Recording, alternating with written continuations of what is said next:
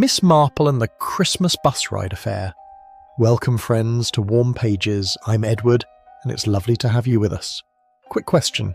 Do you enjoy crisp winter evenings or sunlit summer afternoons more? Let us know in the comments. And do subscribe for daily stories. Now, on to tonight's tale. Chapter 1. The Last Bus Before Christmas. The afternoon of Christmas Eve had that peculiar quality of suspended time that Miss Marple had observed so many times in St. Mary Mead. The shops were closing early, wreaths hung on cottage doors, and a light snow had begun to fall, just enough to dust the hedgerows without troubling the roads.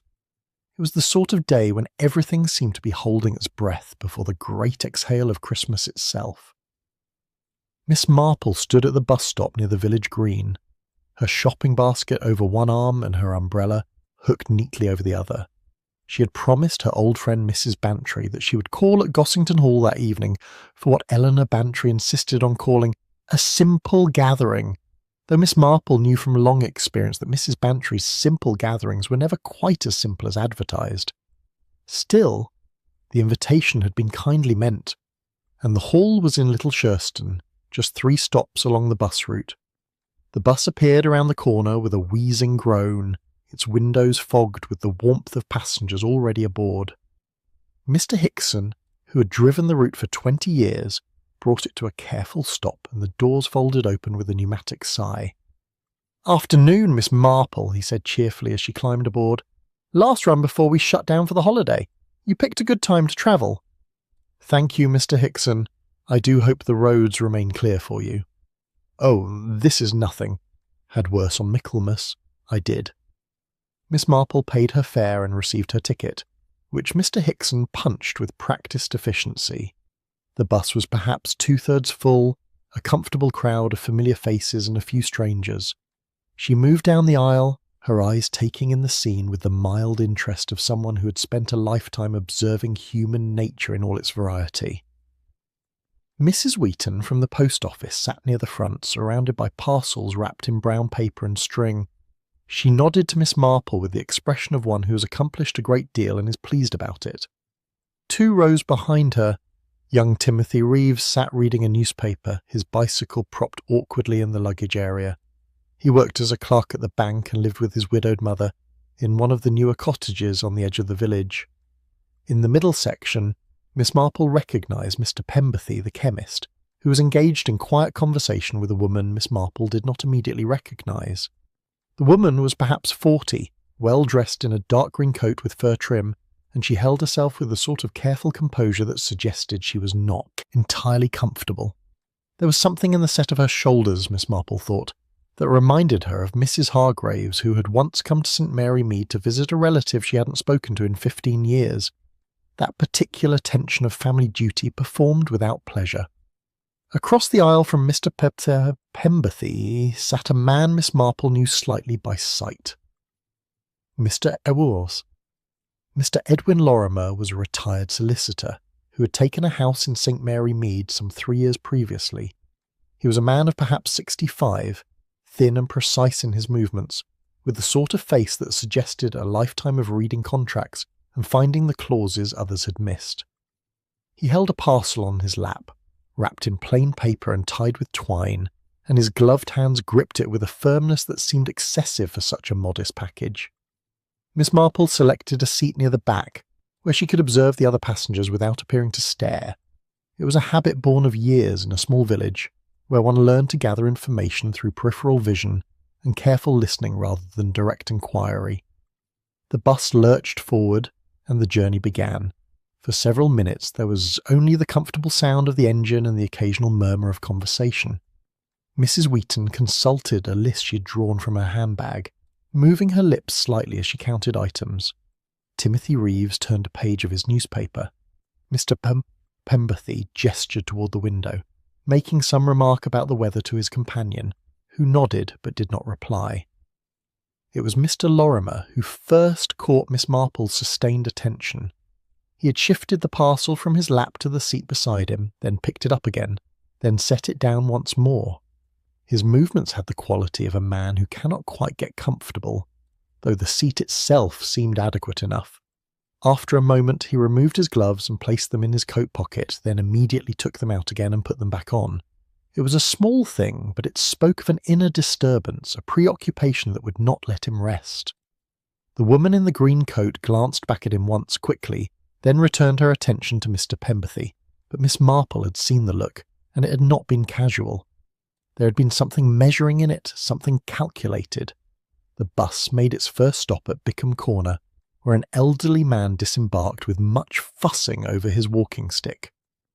As the doors closed again, Miss Marple noticed that the woman in the green coat had risen slightly in her seat, as though preparing to move. But she settled back down when a young mother with a child boarded and took the newly vacant seat. Mr. Lorimer had noticed this as well. He was looking at the woman with an expression that was difficult to read, not quite hostile, but certainly not friendly. It put Miss Marple in mind of Major Simmons, who had once sat through an entire garden party avoiding his cousin from London, a woman to whom he owed money he could not repay. The bus moved on through the gathering dusk.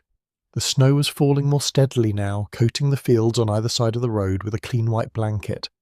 Inside, the windows had fogged completely, creating a sense of isolation, of a small warm world cut off from the cold outside. At the next stop, marked only by a weathered signpost, something unexpected occurred. Mr. Lorimer half rose from his seat as the bus slowed. His hand reached for the bell, but he did not pull it.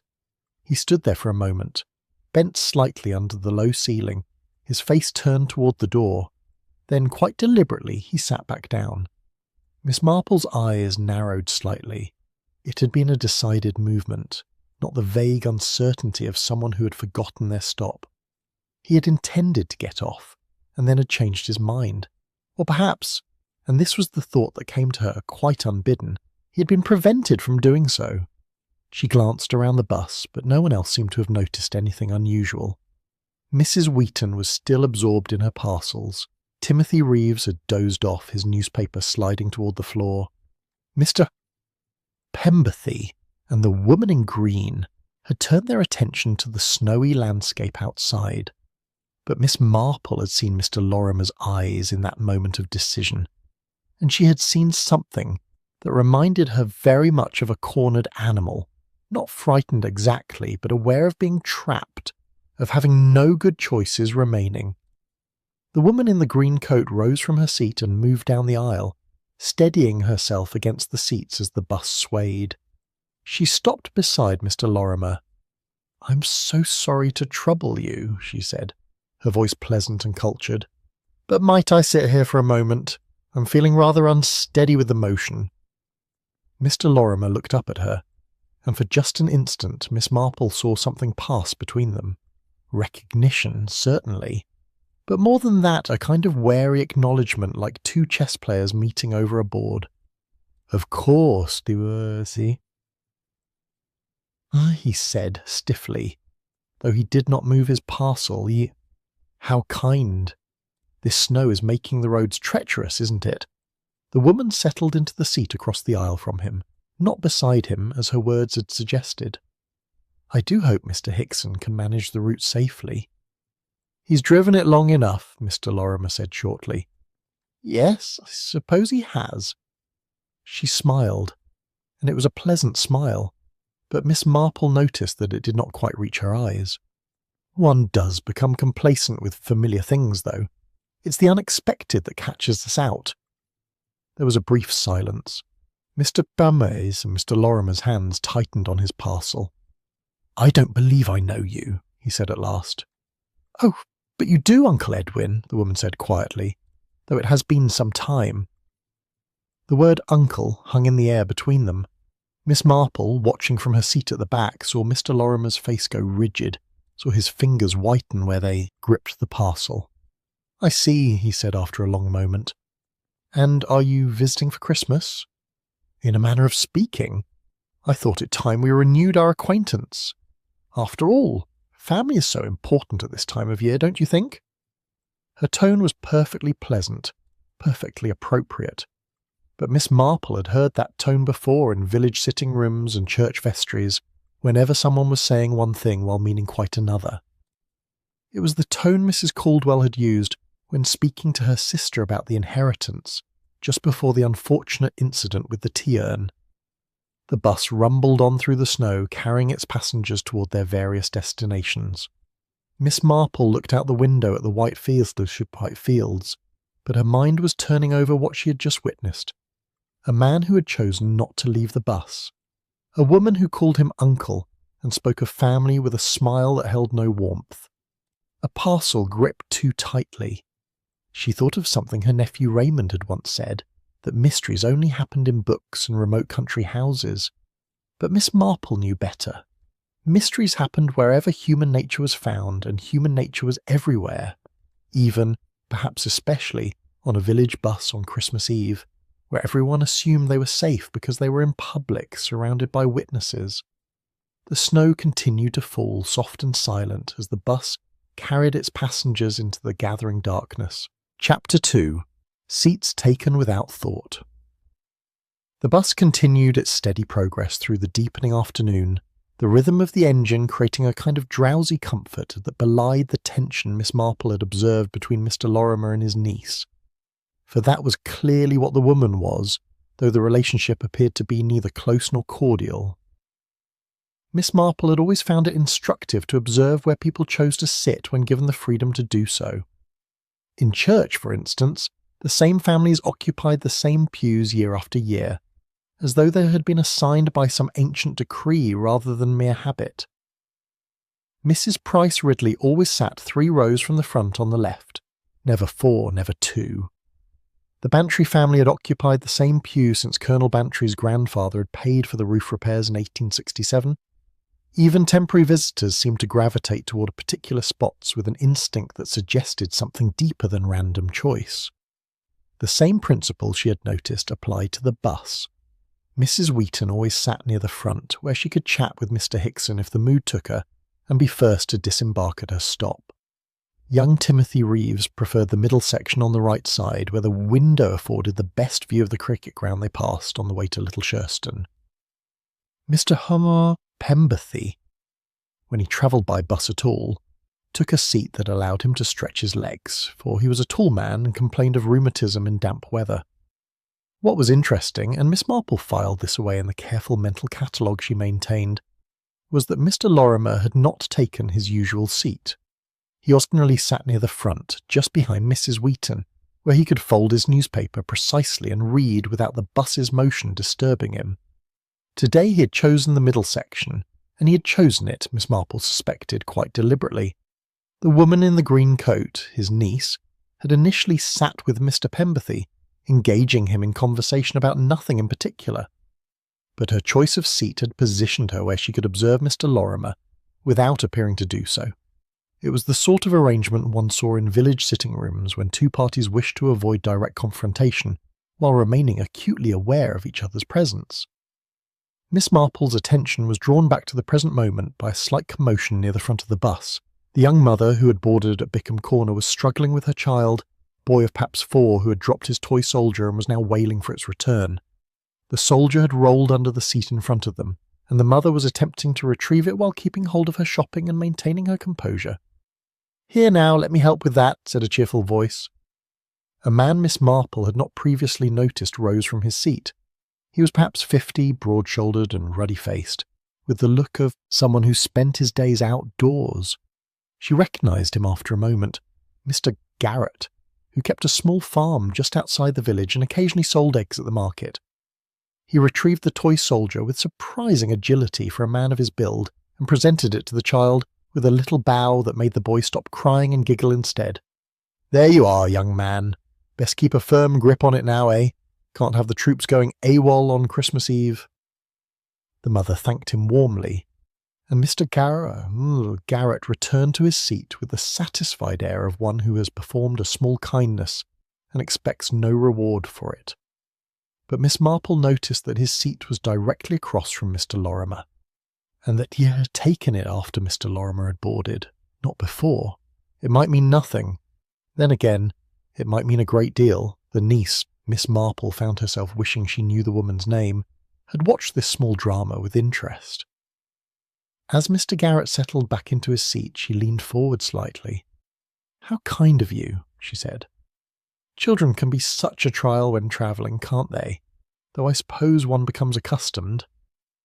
"I've 3 of my own," Mr. Garrett replied amiably.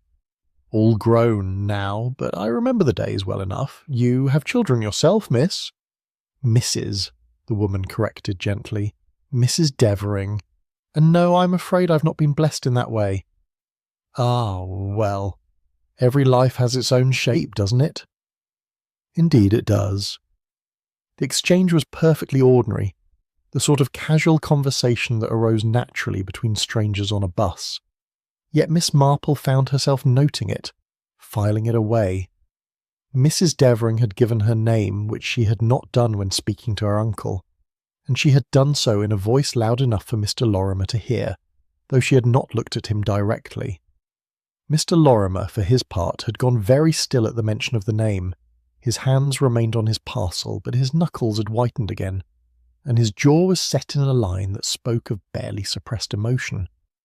It reminded Miss Marple of the way Mr. Raphael had looked when his son had arrived at the Golden Palm Hotel in the Caribbean, that mixture of anger and resignation, and something deeper that might have been grief. The bus slowed for another stop, this one at the crossroads where the old Roman road intersected with the modern highway. No one disembarked, but 2 new passengers climbed aboard, Miss Hartwell, who taught at the village school, and Dr. Mead, who kept a small practice in Little Shurston and made rounds in St. Mary Mead twice a week. Miss Hartwell took a seat near the back, close enough to Miss Marple that a conversation could be struck up if desired. Dr. Mead, however, paused in the aisle, surveying the available seats with the careful consideration of a man who had learned to value comfort where he could find it. "Afternoon, Miss Marple," he said, touching his hat. "Off to visit friends for the holiday?" "Yes, Doctor. Mrs. Bantry has been kind enough to invite me to Gossington Hall." "Splendid, splendid. The Bantrys always put on a good show at Christmas." He glanced around once more, then selected a seat across the aisle from Mr. Pemberthy, who nodded to him in professional acknowledgement. It occurred to Miss Marple that the bus now contained quite a cross-section of village society. The postmistress, the chemist, the doctor, the farmer, the bank clerk, the school-teacher. And threading through this familiar tapestry were the 2 strangers, or rather the one stranger and the returning relation who might as well be a stranger, given the reception she had received. The seating arrangement, viewed as a whole, created a kind of pattern. Miss Marple had always been good at patterns. In her knitting, she could see instantly where a stitch had been dropped, or a colour repeated incorrectly. In village life, she had learned to recognise the patterns of human behaviour that signalled trouble brewing beneath the surface. What she saw now was an arrangement that seemed random but might not be. Mrs. Wheaton at the front, absorbed in her own concerns. Timothy Reeves dozing in the middle. Then Mr. Lorimer and Mr. Garrett facing each other across the aisle, with Mrs. Devering just behind and Mr. Pemberthy and Mead forming a second row. Miss Hartwell and Miss Marple at the back, observers rather than participants. It was rather like a stage set, Miss Marple thought, with the actors positioned for maximum dramatic effect. Though of course that was a fanciful notion. People sat where they sat for perfectly ordinary reasons, and yet Mrs. Devering rose again. She seemed restless, unable to settle, and moved back toward the rear of the bus, ostensibly to look at something through the back window. As she passed Mr. Lorimer's seat, she paused. "I do hope you're comfortable, Uncle Edwin," she said. "You look rather pale. Are you quite well?" "Perfectly well, thank you." His voice was clipped, formal. "I'm so glad. It would be terrible if anything were to happen to you, especially now, especially before—" She stopped, smiled. "Well, before Christmas, of course, the season of goodwill." She moved on, leaving Mr. Lorimer staring straight ahead with an expression Miss Marple could not quite interpret. It was not fear exactly, though there was something of that in it. It was more the look of a man who has been reminded of something he would prefer to forget, some obligation or threat that hangs over him like a sword. Miss Hartwell, who had witnessed this exchange with mild curiosity, leaned toward Miss Marple. "Do you know who that woman is?" she whispered. "Boy." I don't recall seeing her in the village before." "I believe she is Mr. Lorimer's niece," Miss Marple replied quietly, "though they do not appear to be on the best of terms." "Family, so," Miss Hartwell said with feeling. "Always complicated, isn't it? I have a brother in Australia I haven't spoken to in 10 years. Not because of any great quarrel, you understand. We simply drifted apart." "Yes, drifting apart is easy enough," Miss Marple agreed. "It's the coming back together that proves difficult. One never quite returns to the same place one left." The bus rounded a curve and the passengers swayed with the motion. Mr. Lorimer's parcel slipped from his lap and would have fallen to the floor if Mr. Garrett hadn't reached out a quick hand to steady it. "Careful there," he said. "Don't want to lose that, do you?" "Thank you." Mr. Lorimer took the parcel back, but his expression suggested he was not particularly grateful for the assistance. He pulled the parcel closer to his chest, almost protectively. "Heavy little thing, isn't it?" Mr. Garrett observed conversationally. "Books, is it?" "Medicine," Mr. Lorimer said shortly.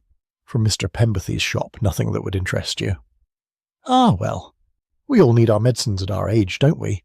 I'm on tablets myself for the blood pressure, doctor's orders." Mr. Lorimer did not reply to this. He had turned his face toward the window, effectively ending the conversation. But Miss Marple had noticed something interesting. When Mr. Garrett had steadied the parcel, his fingers had pressed against the paper wrapping just long enough to gauge its contents. It had not been a casual touch. It had been deliberate, investigative, and Mr. Lorimer had noticed it too.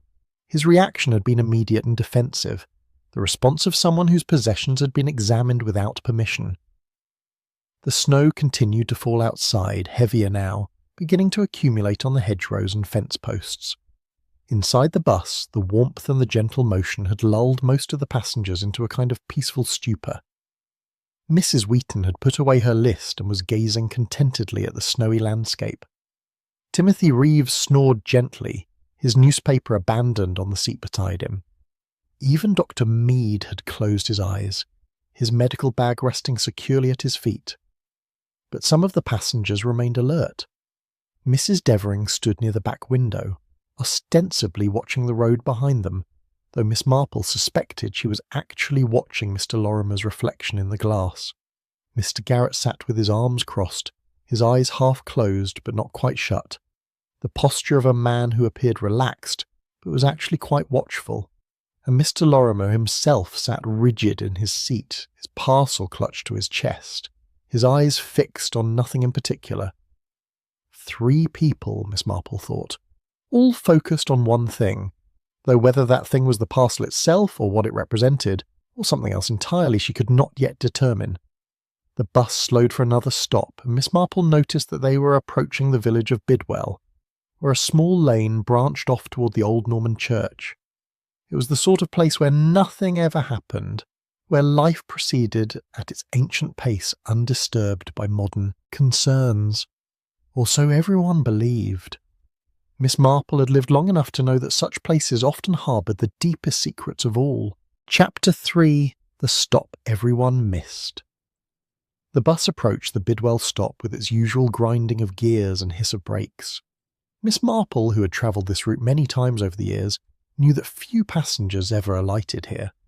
The stop served primarily the Norman church, which held services only once a month now that the vicar had taken on 3 additional parishes, and a handful of cottages so scattered among the fields that their occupants preferred to walk rather than wait in the cold for a bus that might be delayed. Today, as expected, the bus slowed but did not come to a complete stop. Mr. Hickson glanced in his mirror to see if anyone wished to disembark, received no signal, and began to accelerate again. But then something unexpected happened. Mr. Lorimer half rose from his seat, his hand reaching toward the bell cord that ran along the ceiling of the bus. His movement was sudden enough to catch the attention of several passengers. Mrs. Wheaton looked back over her shoulder. Dr. Mead opened his eyes. Even Timothy Reeves stirred in his sleep, though he did not wake. Mr. Lorimer's hand hovered near the cord, his fingers actually touching it. Miss Marple could see the indecision written plainly on his face, a desperate quality, as though he were calculating odds in his head and finding none of them favourable. It reminded her of the time young Michael Ashe had stood at the altar on his wedding day, and everyone in the church had held their breath, wondering if he would actually go through with it. He had, of course, but the moment of doubt had been visible to anyone who knew how to look. The bus had slowed almost to walking pace. The door was perhaps 10 feet from where Mr. Lorimer sat. It would have been the simplest thing in the world to pull the cord. To wait for Mr. Hickson to stop completely, to gather up his parcel and step down into the snowy afternoon. But he did not. His hand dropped back to his lap, and he sank into his seat with an audible exhalation that might have been relief, or resignation, or some complicated mixture of both. The bus picked up speed again, and the Bidwell stop receded behind them, just another unmarked point on a familiar route. Miss Marple had watched this small drama with the keenest interest. Mr. Lorimer's hesitation had not been the vague uncertainty of someone who had momentarily forgotten whether this was their stop. It had been something far more definite, a desire to leave the bus that had been checked by something stronger than mere forgetfulness. But what? Fear, duty, the presence of his niece? Mrs. Devering had certainly noticed the incident. She had been standing near the back of the bus, and from that vantage point she had a clear view of her uncle's actions. Her expression had not changed. She maintained that same pleasant, composed demeanour, but her eyes had narrowed slightly, and Miss Marple thought she detected a small, satisfied smile playing at the corners of her mouth. It was the smile of someone whose plans were proceeding as expected. Mr. Garrett, too, had observed the moment with interest. He had turned in his seat, ostensibly to look out the window at the Bidwell church, but Miss Marple had seen his eyes flick toward Mr. Lorimer, taking in the older man's agitation with the assessing gaze of someone who knew how to read the signs of distress. "Lovely old church, that," Mr. Garrett remarked to no one in particular. "Norman Tower, if I remember correctly. Haven't been inside in years, though. Do they still hold services there, Mr. Pemberthy?" The chemist looked up from his contemplation of the snowy landscape. "Once a month, I believe. The vicar from Little Shurston comes over when he can spare the time. Pity. These old country churches deserve better than neglect." Mr. Garrett settled back in his seat, but his eyes remained on Mr. Lorimer, who was now staring fixedly at his parcel, as though it contained something that required constant vigilance. Miss Marple considered what she had just witnessed. A man who had nearly left the bus, but had chosen, or been compelled, to remain. The question was why? What would make a man change his mind at the last possible moment? Several possibilities suggested themselves. Perhaps he had remembered something he needed to do, some errand that required him to continue to Little Shurston rather than disembarking early. But that seemed unlikely given the decisive way his hand had reached for the bell cord. One did not reach for the cord unless one fully intended to stop the bus. Perhaps he'd seen something outside the window that had alarmed him. But Miss Marple had been watching the landscape as well, and there had been nothing unusual visible, only the snow-covered fields, the church tower, and the empty lane leading away from the main road.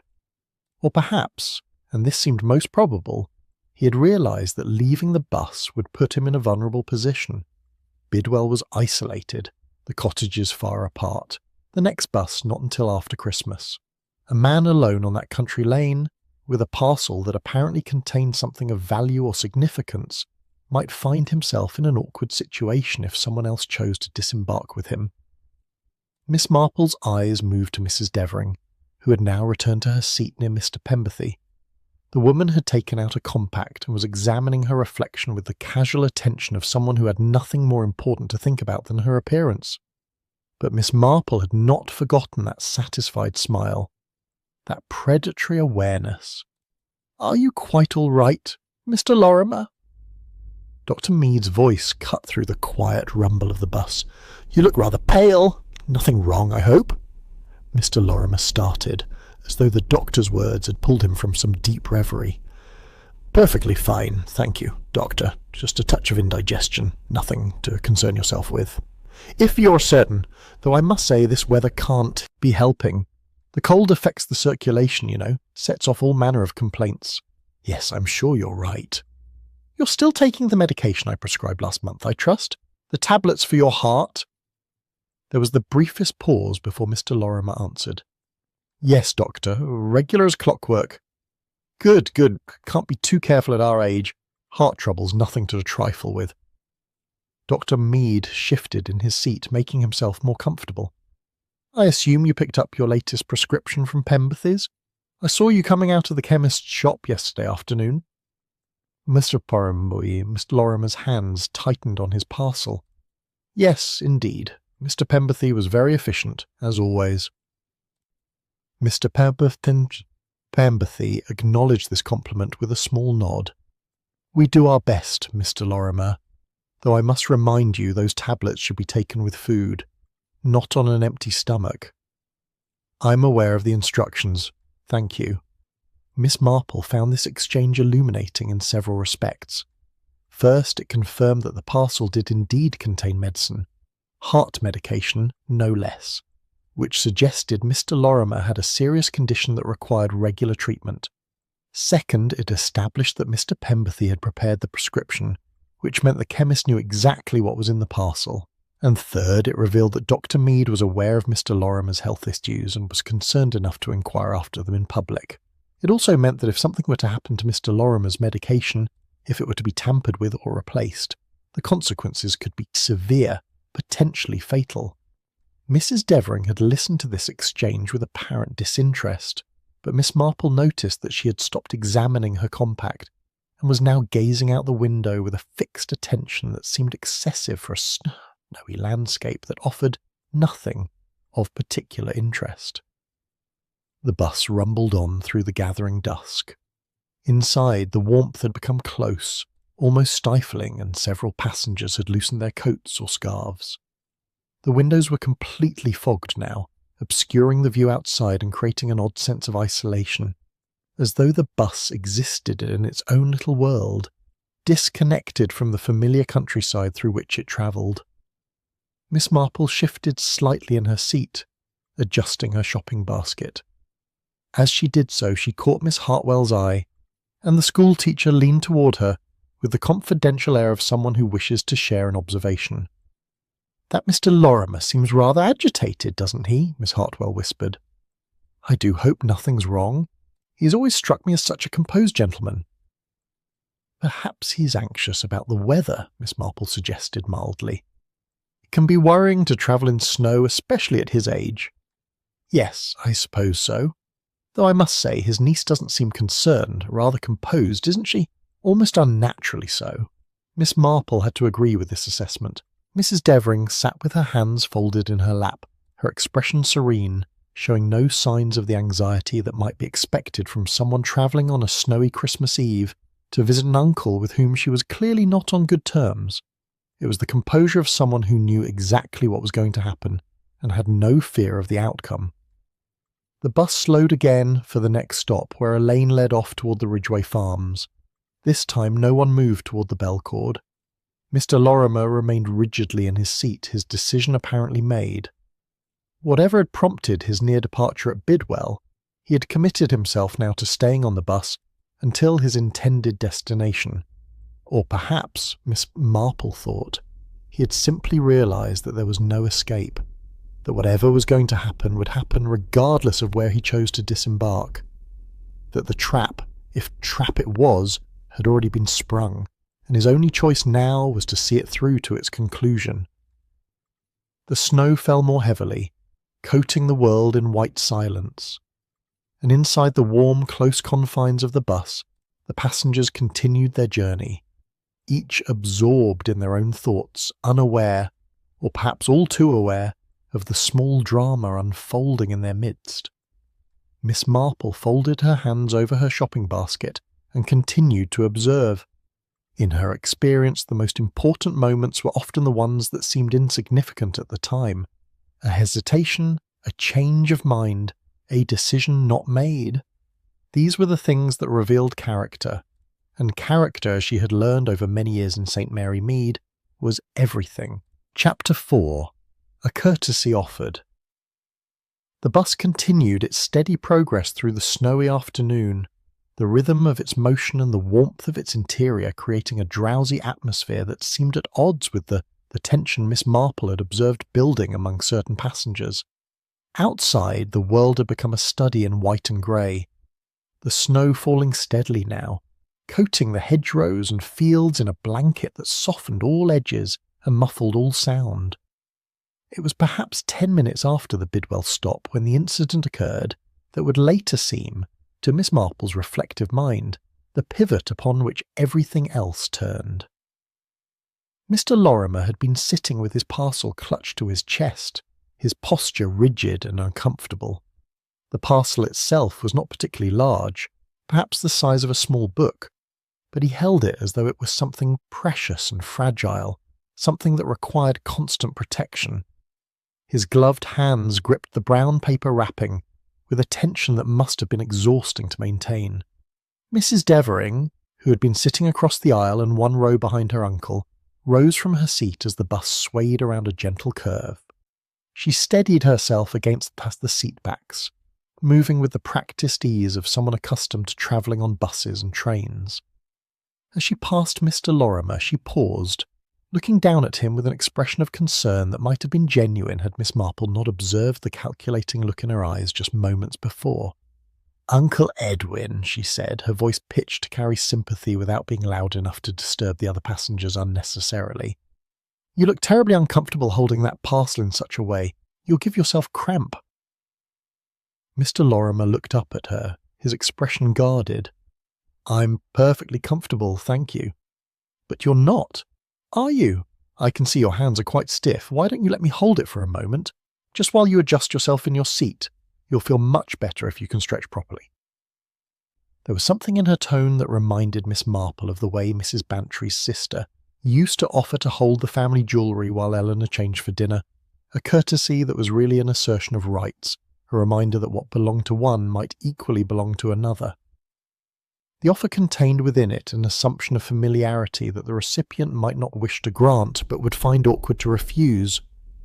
Mr. Lorimer hesitated. His hands remained where they were, but Miss Marple could see the conflict playing across his features. To refuse outright would be churlish, would invite questions and attention from the other passengers, but to accept would mean placing his parcel and whatever it contained in the hands of someone he clearly did not trust. "Really, I'm quite all right," he said at last, his voice strained. "Don't be silly. You can't sit like that all the way to Little Shurston. Here, let me just—" And before he could protest further, Mrs. Devering had reached down and gently but firmly extracted the parcel from his grip. It was done so smoothly, with such an air of natural helpfulness, that to resist would have required an overt struggle that would have drawn the attention of everyone on the bus. Mr. Lorimer's face went pale, then flushed with suppressed anger. But he said nothing. He could say nothing, not without creating a scene that would have been far more revealing than the simple act of allowing his niece to help him. "There now," Mrs. Devering said brightly, holding the parcel in one hand while steadying herself with the other. "That's much better, isn't it? Now you can stretch properly. These bus seats are so cramped, especially for someone of your height." She stood there in the aisle, the parcel in her possession, while Mr. Lorimer made a show of adjusting his position in the seat. His movements were mechanical, automatic, and his eyes never left the parcel. Miss Marple was reminded of a mother watching a toddler who had wandered too near the edge of a pond. That quality of focused vigilance that came from knowing exactly how quickly disaster could strike. The bus swayed again as it navigated another curve, and Mrs. Devering shifted her weight to maintain her balance. The parcel moved with her, now out of Mr. Lorimer's immediate reach, held casually in her hand, as though it were nothing more significant than a book borrowed from the lending library. "How long has it been since we've seen each other, Uncle?" she asked conversationally. 5 years? 6? 7, Mr. Lorimer said tightly. "It was 7 years this past September." "Was it really? How time does fly. And in all that time not a word between us. One might almost think there had been some sort of falling out." "One might think that, yes. But there wasn't, was there? Just a natural drifting apart the way families do. Mr. Lorimer's jaw tightened. If you say so. Mr. Pemberthy, who had been listening to this exchange with the mild interest of someone passing time on a journey, cleared his throat diplomatically.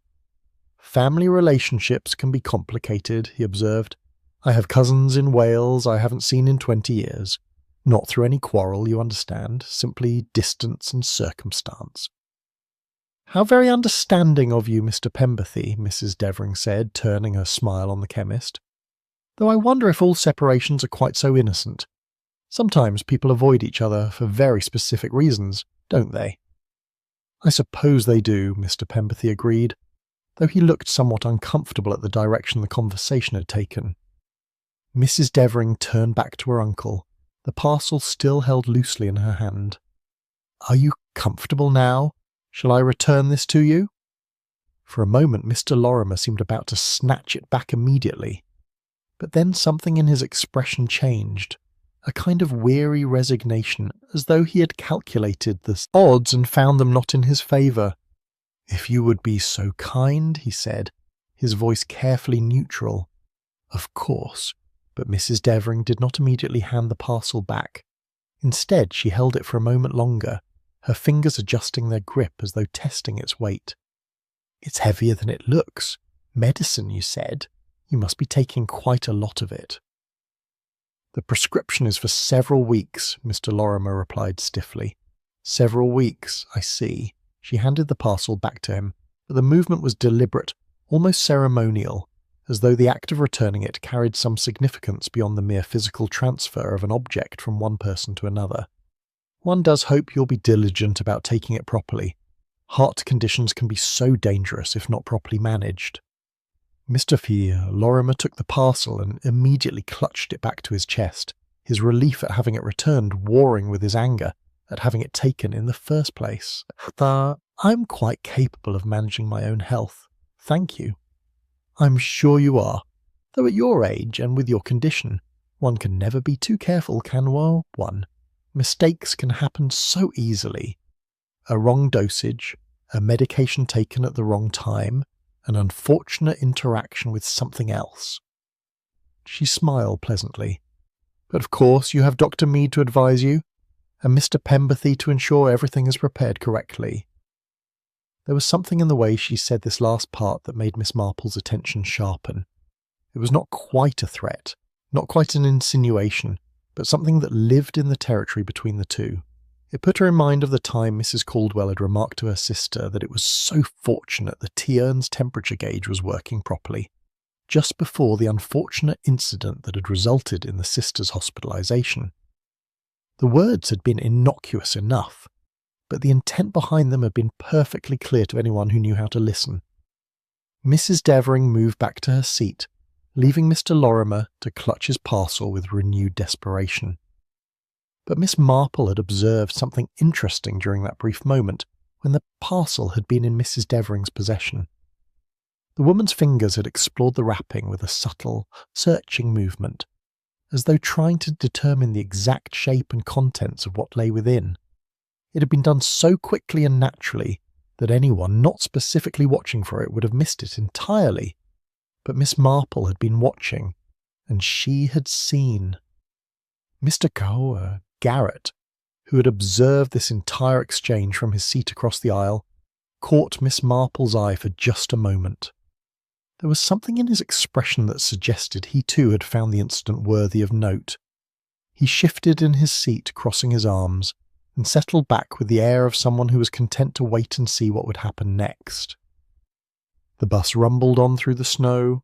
Mrs. Wheaton, oblivious to the small drama that had unfolded behind her, was now engaged in conversation with Mr. Hickson about the likelihood of the weather clearing by Boxing Day. Timothy Reeves continued to doze, his newspaper sliding further toward the floor with each sway of the bus.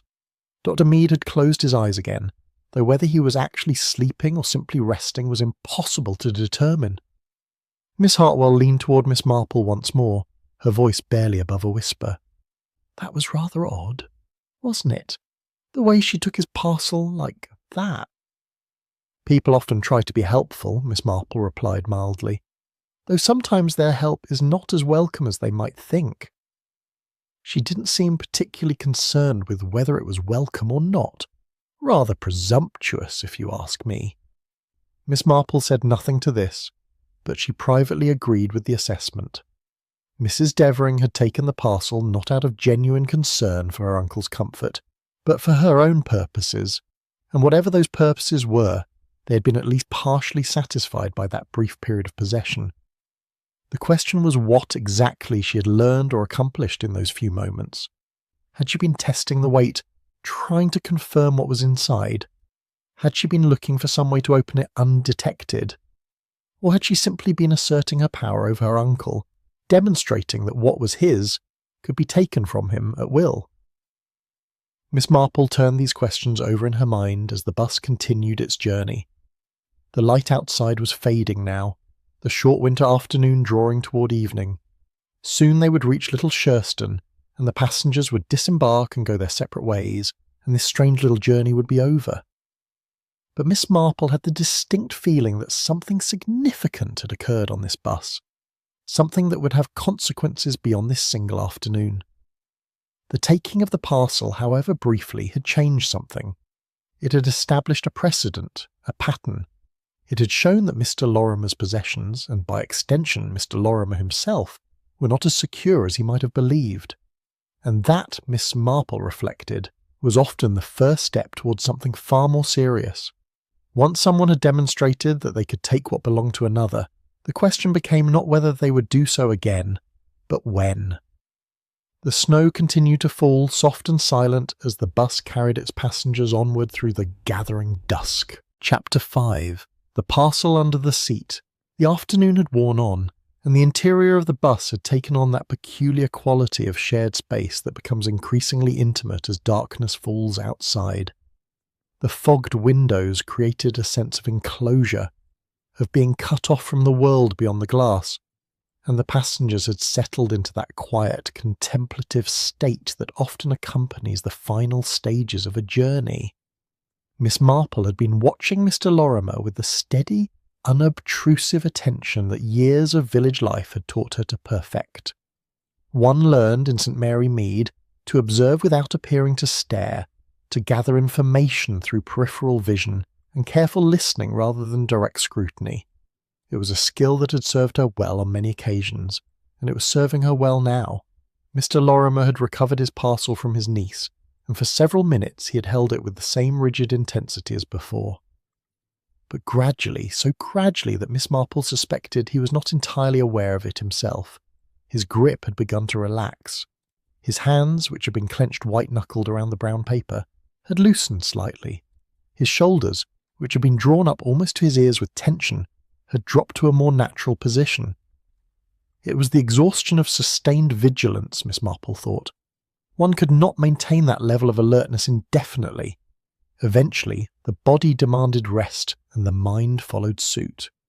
She had seen it before in various contexts. The nurse who finally dozed off after 3 days of watching over a patient. The guard who nodded at his post in the small hours of the morning. Human attention, however determined, had its limits. What happened next occurred so naturally, so incrementally, that it would have been easy to miss if one had not been watching carefully. Mr. Lorimer shifted in his seat, adjusting his position to ease what must have been considerable discomfort. As he did so, the parcel slipped from his lap toward the floor. He caught it automatically, but the movement seemed to remind him that holding it constantly was unnecessary. The bus was warm, his coat was heavy, and his arms were tired. He looked around as though assessing his options. The seat beside him was empty. Mrs. Wheaton had taken the window seat in the row ahead, leaving the aisle seat vacant. He could place the parcel there where it would be visible and within easy reach. That would have been the obvious choice. But instead, after a moment's consideration, Mr. Lorimer leaned forward slightly and placed the parcel on the floor beneath the seat in front of him. He positioned it carefully, wedging it between the metal support legs where it would be secure from the bus's motion, but hidden from casual view. Then he straightened up, settled back in his seat, and for the first time since boarding the bus, allowed himself to relax. Miss Marple found this choice fascinating. Why would a man who had been so protective of his parcel, who had clutched it to his chest with such determination, suddenly decide to place it out of sight? The answer, she suspected, lay in the very thing that made the action seem contradictory. By placing the parcel under the seat, Mr. Lorimer had made it less obvious, less vulnerable to the kind of casual appropriation his niece had demonstrated earlier. It was hidden, but still within his control, or so he believed. A person standing in the aisle could not simply reach down and take it without making their intentions obvious. It was the logic of someone who had been made acutely aware of his vulnerability and was taking steps to protect himself. But it was also, Miss Marple reflected, the logic of someone who did not fully understand the nature of the threat he faced. Mrs. Devering had observed this action with interest. She had been looking out the window, or appearing to, but Miss Marple had seen her eyes track the movement of the parcel in the reflection of the glass. Now she sat very still, her hands folded in her lap, her expression unchanged. But there was a quality of heightened awareness about her, a tension that suggested her mind was working rapidly through possibilities and calculations. Mr. Garrett had noticed as well. He had been reading a farming periodical he'd drawn from his coat pocket, but his eyes had flickered up at the crucial moment, taking in the new location of the parcel. He made no comment, gave no sign that he had observed anything unusual. But Miss Marple had learned over the years that the people who noticed things and said nothing were often more significant than those who noticed and spoke. The bus swayed as it navigated a section of road that ran between high hedgerows, now laden with snow. Several passengers reached out to steady themselves. Mrs. Wheaton's parcels shifted in her lap, and she made small tutting sounds as she rearranged them. Timothy Reeves woke with a start, looked around in brief confusion, then settled back into his drowse. In that moment of general distraction, Miss Marple saw Mrs. Devering lean forward slightly in her seat, as though adjusting her shoe. It was a perfectly natural movement, the sort of thing anyone might do after sitting for an extended period. But Miss Marple noticed that her eyes were focused not on her shoe, but on the space beneath Mr. Lorimer's seat, where the parcel now rested. She was measuring distances, Miss Marple realised, calculating angles and opportunities, planning. The recognition sent a small chill down Miss Marple's spine. She had seen that look before, in circumstances that had not ended well. It was the look of someone who had identified an objective and was determining the most efficient means of achieving it. There was nothing impulsive or emotional about it. It was cold, practical calculation.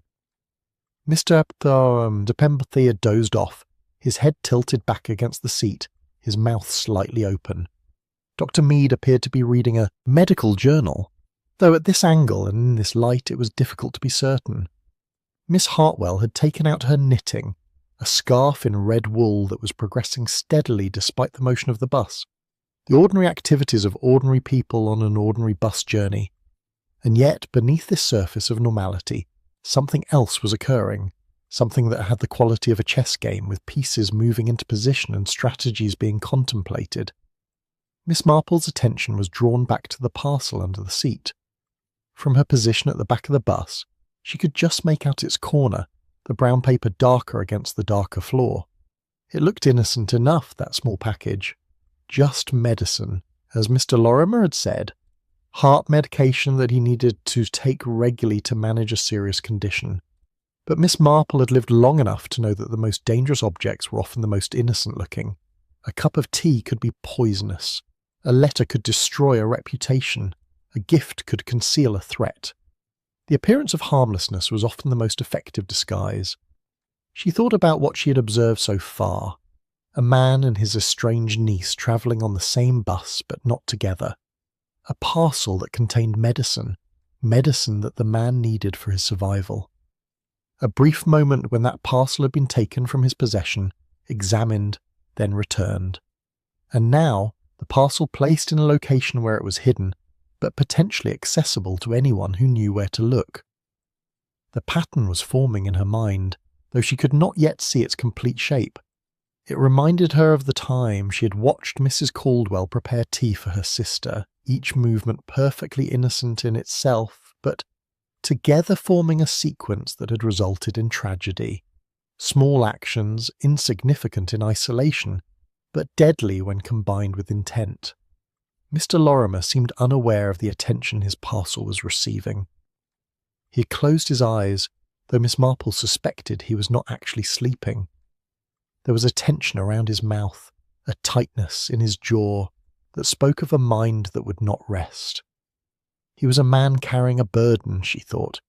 Not just the burden of his illness, but something else, some knowledge or fear that weighed on him constantly. The bus began to slow and Mr. Hickson called out, "Meadowbrook Lane, next stop." Several passengers stirred. A woman Miss Marple had not paid particular attention to, middle-aged, respectably dressed, carrying a shopping basket, rose from her seat near the front and made her way to the door. The bus stopped, the doors opened, and she descended into the snowy evening. The doors closed again, and the bus moved on. In that brief moment of stopping and starting, when everyone's attention was on the departing passenger, Miss Marple saw Mrs. Devering make a small adjustment to her own position. She had shifted forward in her seat, just slightly, narrowing the distance between herself and the row where her uncle sat. It was subtle enough that no one else would have noticed, but Miss Marple noticed. The pieces were moving into position. The game, whatever it was entering a new phase. Miss Marple looked down at her shopping basket, then out at the snowy landscape barely visible through the fogged windows. They would reach Little Shurston soon. The journey would end, the passengers would disembark, and everyone would go their separate ways. But Miss Marple had the distinct feeling that for some of these passengers, the journey was far from over. In fact, it might just be beginning. The parcel remained where Mr. Lorimer had placed it, wedged carefully beneath the seat, hidden but not secure, protected but not safe. And somewhere in the subtle dance of attention and inattention that was occurring on this bus, someone was waiting for their moment. Miss Marple folded her hands over her basket and continued to watch, her eyes missing nothing, her mind filing away each small detail for future reference. In her experience, the truth always emerged eventually. One simply had to be patient, observant, and willing to see what others overlooked. The snow fell steadily, and the bus carried its passengers onward into the gathering darkness. Chapter 6. A Conversation Cut Short. The bus had left Meadowbrook Lane behind and was now travelling through a stretch of road that Miss Marple knew well.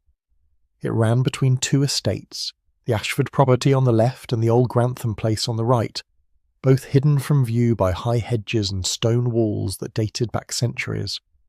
In summer, this section of the route was pleasant, shaded by ancient oaks. In winter, with snow falling and darkness gathering, it had a more austere quality, almost melancholy. Miss Marple had been watching the subtle positioning between Mr. Lorimer and his niece with the attention she might have given to a complicated problem in her knitting, one that required careful observation to determine where the pattern had gone wrong, and she was increasingly certain that something had indeed gone wrong, though the exact nature of the problem remained elusive. Mrs. Devering had remained in her forward-leaning position, ostensibly looking out the window at the passing landscape, though there was precious little to see through the fogged glass. Mr. Lorimer had opened his eyes and was staring straight ahead with the fixed gaze of someone lost in uncomfortable thought. The parcel remained where he had placed it, wedged beneath the seat in front of him, temporarily forgotten in whatever internal debate was occupying his mind. It was perhaps 5 minutes after the Meadowbrook Lane stop when Mrs. Devering rose from her seat.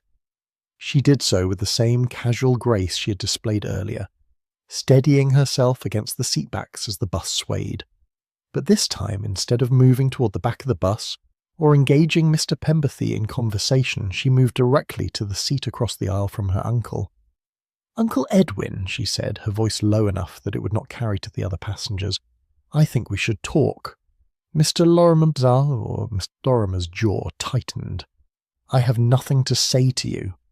"But I have a great deal to say to you, about the will, for instance." At the word will, Mr. Lorimer's eyes snapped to her face. His expression was a mixture of anger and something that might have been fear. That is none of your concern. But it is my concern, Uncle. Very much so. She settled into the seat, arranging herself with the air of someone who intended to stay for a while. I understand you've been consulting with a new solicitor. Mr. Weatherby from the firm in Market Harborough. Quite prestigious, I'm told. How did you... Mr. Lorimer stopped himself, but too late. He had confirmed what she had stated as fact. How did I know? I have my sources. You shouldn't be surprised. Family matters have a way of becoming known, don't they? Especially when they involve significant sums of money. Miss Marple, listening from her seat at the back, found this exchange deeply troubling. The discussion of wills, particularly in the presence of the intended beneficiary, or in this case what appeared to be a potential disinherited beneficiary, was not something one undertook lightly. It suggested a relationship that had moved beyond mere estrangement into active hostility. Mr. Lorimer glanced around as though hoping someone might interrupt this conversation, but the other passengers were absorbed in their own concerns. Mrs. Wheaton was checking her parcels yet again. Timothy Reeves had woken and was gazing blankly out of the window. Mr. Pemberthy and Dr. Mead were both dozing. Mr. Garrett appeared to be reading his farming periodical, though Miss Marple noticed that he had not turned a page in several minutes. I don't know what you think you've learned, Mr. Lorimer said finally, but my affairs are my own. I'll dispose of my property as I see fit. Of course you will, that's your right as a property owner. But I wonder if you fully considered the consequences of your decision.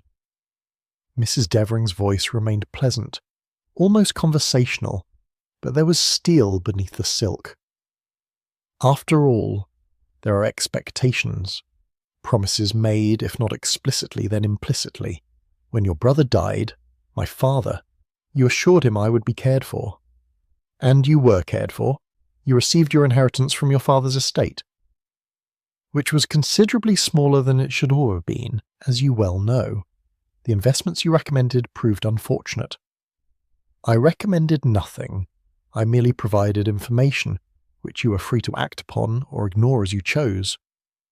Miss Marple absorbed this exchange with interest. So the niece had suffered financial losses that she attributed, fairly or not, to her uncle's advice. It was a common enough source of family discord. Money, in Miss Marple's experience, had a way of poisoning relationships more effectively than any toxin. She had seen it happen in St. Mary Mead often enough. Siblings who stopped speaking over an inheritance, cousins who went to court over a disputed bequest, families torn apart by accusations of financial impropriety. Mrs. Devering leaned closer to her uncle, her voice dropping to barely above a whisper.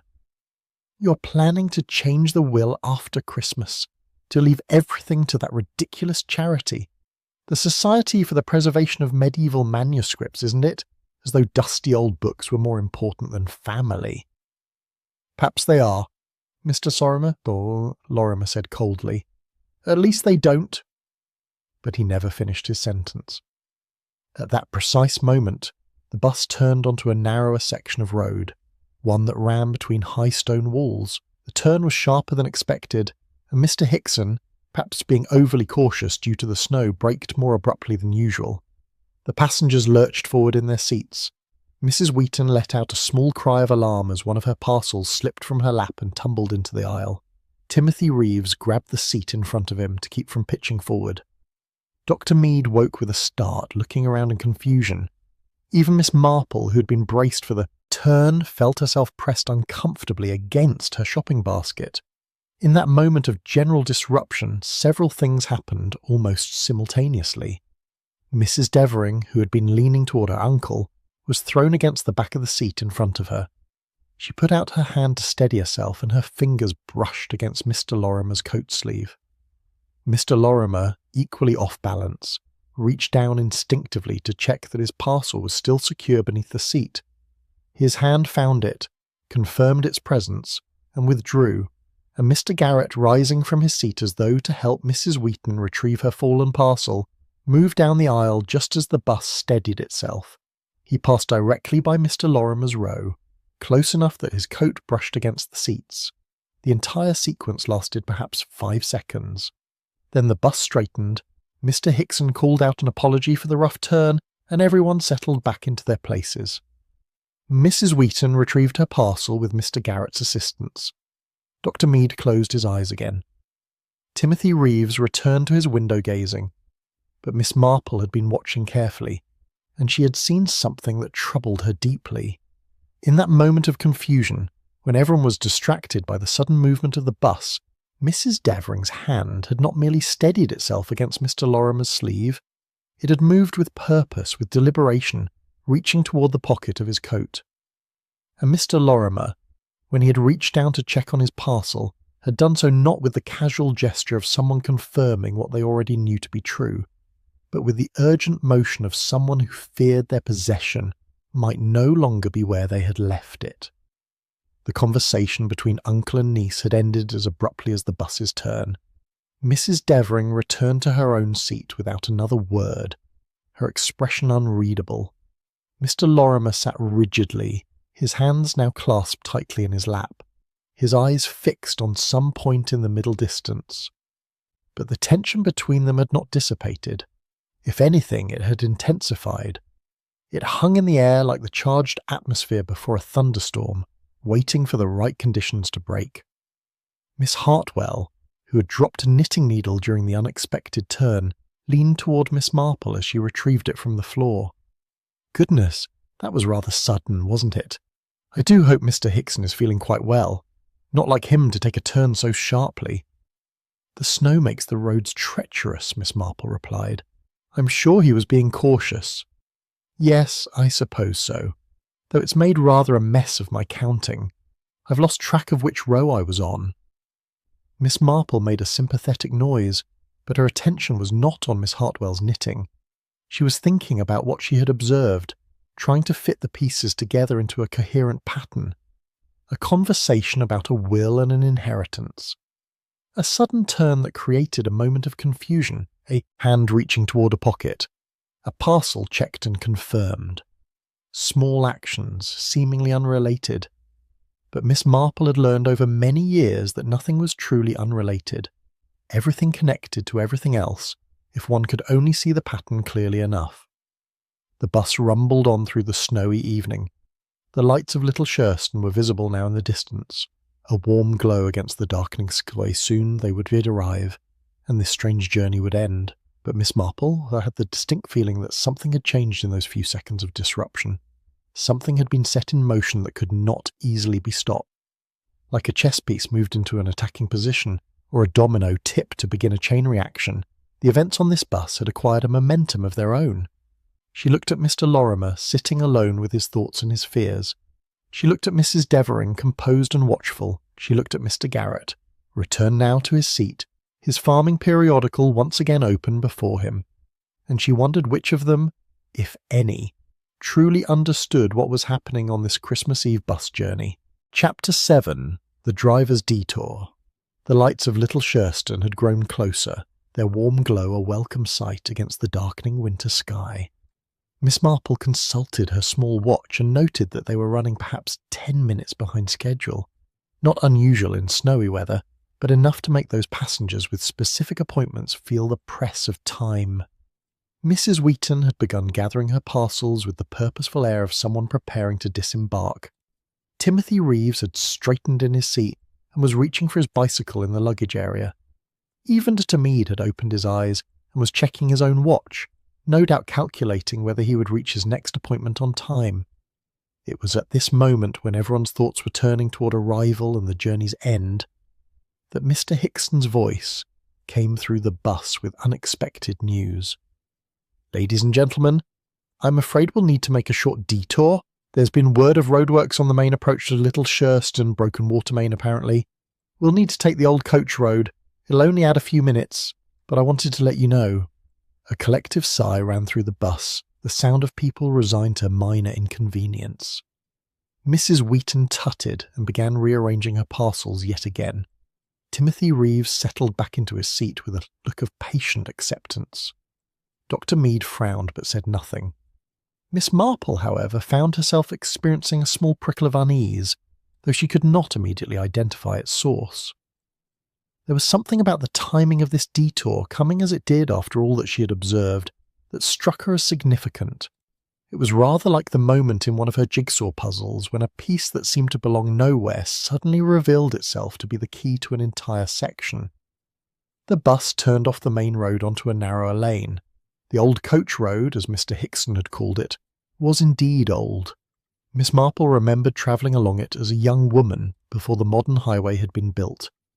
It wound through countryside that was less developed, more isolated, with fewer houses and longer stretches between any signs of habitation. The snow was deeper here, having been less disturbed by traffic, and the bus's progress slowed considerably. The engine laboured slightly as Mr. Hickson navigated the unfamiliar conditions with caution. The fogged windows made it difficult to see outside, creating an even stronger sense of isolation than before. Miss Marple noticed that Mr. Lorimer had gone very pale. His hands gripped the armrests of his seat, and he was breathing more rapidly than seemed warranted by the circumstances. It was the reaction of someone who saw danger where others saw merely inconvenience. Mrs. Devering had noticed her uncle's distress as well. She sat very still in her seat, her eyes fixed on him with an intensity that was almost predatory. There was something calculating in her expression, as though she were measuring his fear and finding it useful. The bus continued along the coach road for perhaps 3 minutes, the houses and cottages of Little Shurston growing more distant rather than closer. Then quite suddenly, Mr. Hickson brought the bus to a complete stop. "Sorry about this, folks," he called back. "Need to check something with the engine. Won't be more than a minute or two." He opened the door and descended into the snow, leaving the engine running but the bus stationary. The passengers could hear him moving around outside, could hear the creak of the bonnet being opened, the sound of tools being handled. In the sudden stillness, Miss Marple became acutely aware of the quality of silence that had fallen over the passengers. It was not the comfortable quiet of people content to wait. It was something more charged, more expectant. Several people had turned to look at each other, exchanging glances that suggested uncertainty about whether this stop was quite as routine as Mr. Hickson had made it sound. "I do hope it's nothing serious," Miss Hartwell whispered to Miss Marple. "I promised my sister I'd be there before dark, and it's nearly dark already." "I'm sure Mr. Hickson knows what he's doing," Miss Marple replied. But she found herself watching not the door through which the driver had exited, but the passengers who remained on the bus. Mr. Lorimer had not moved. He sat frozen in his seat, his face now not merely pale but almost grey. His breathing had become shallow, rapid. Miss Marple recognised the signs of a man in considerable distress, whether physical or mental she could not be certain, but it was distress nonetheless. Mrs. Devering rose from her seat. The movement was casual enough, but Miss Marple noticed that she glanced toward the door first, confirming that Mr. Hickson was still occupied outside. Then she moved down the aisle, not toward her uncle this time, but toward the front of the bus, as though she wanted to see what the driver was doing. As she passed Mr. Lorimer's row, she paused.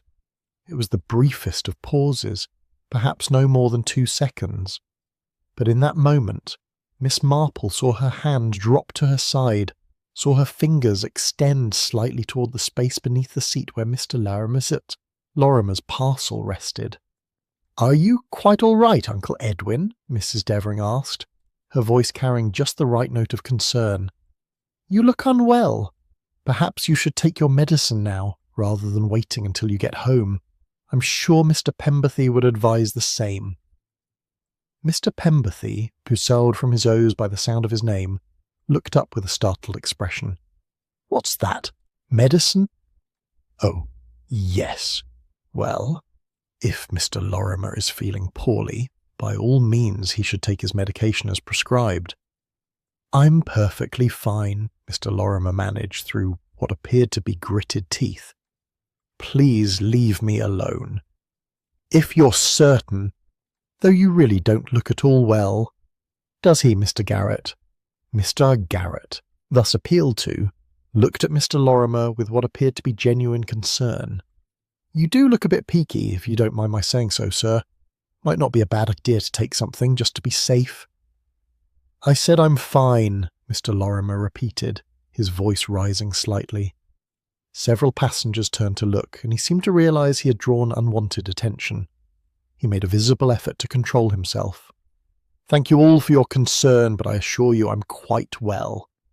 Mrs. Devering smiled and continued toward the front of the bus, where she peered out through the windscreen at whatever Mr. Hickson was doing to the engine.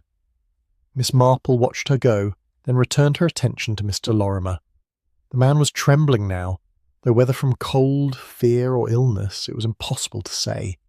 His eyes had taken on a haunted quality, and his hands moved restlessly, first to his coat pockets, then to the armrests, then back to his lap.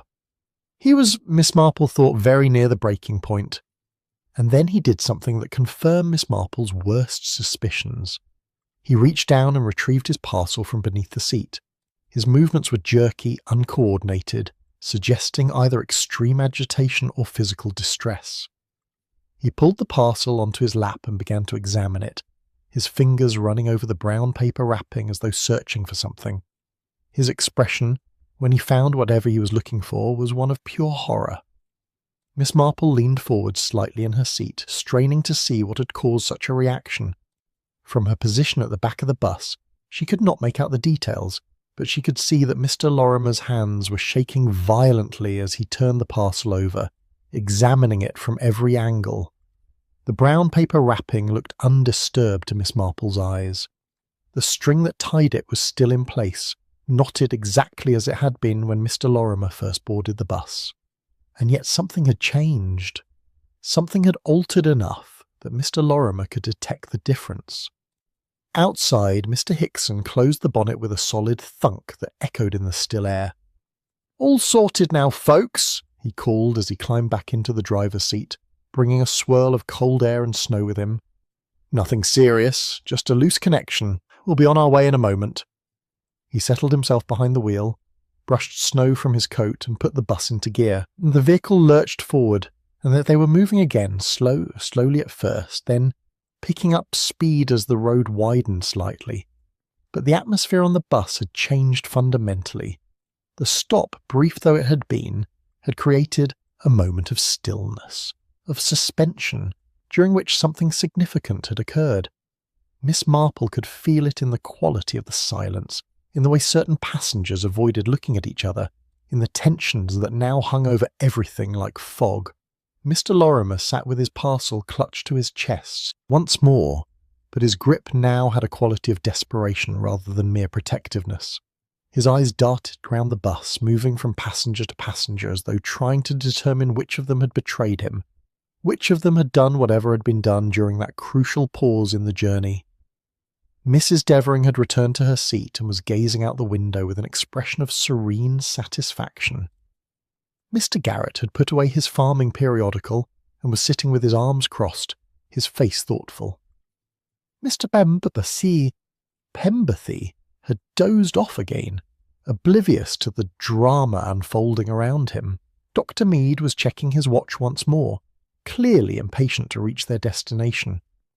And Miss Marple sat at the back of the bus, her mind working rapidly through what she had observed. The detour itself might have been entirely innocent. Broken water mains were common enough in winter. But the timing of it, coming after the fraught conversation between Mr. Lorimer and his niece, after the parcel had been examined and then placed beneath the seat, seemed almost too convenient. And then there was the stop itself, the unexpected pause, the driver absent from the bus, the passengers left alone in their isolated bubble of warmth and light. It had created the perfect opportunity for someone to act unseen, to take advantage of the general confusion and distraction to accomplish something they could not have done otherwise. But what exactly had been accomplished? The parcel appeared undisturbed, and yet Mr. Lorimer's reaction suggested that something had changed, that some violation had occurred that was invisible to the casual observer but perfectly clear to him. Miss Marple thought of the locked room mysteries she had read, the impossible crimes that seemed to defy explanation. Often, the solution lay not in some elaborate mechanism, but in the simplest of actions performed at exactly the right moment, when attention was directed elsewhere. A substitution made during a toast, a poison administered during a power cut, a key taken while everyone watched the magician's other hand.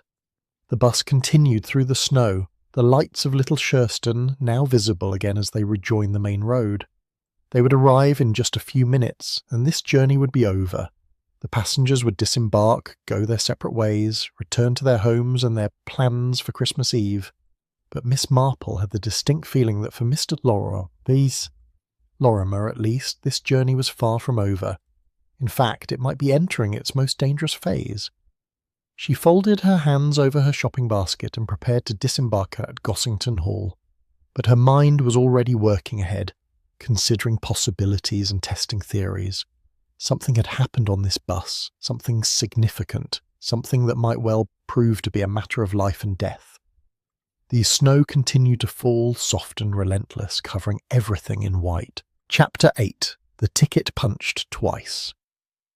The bus had rejoined the main road and was now making its final approach to Little Shurston. The village lights were clear and welcoming through the darkness, and passengers were beginning their preparations for disembarkation. Coats were buttoned, parcels gathered, belongings checked. The journey, which had seemed to stretch on with unusual duration, was finally nearing its end. Miss Marple had been preparing to rise from her seat. Gossington Hall was the next stop, when something caught her eye.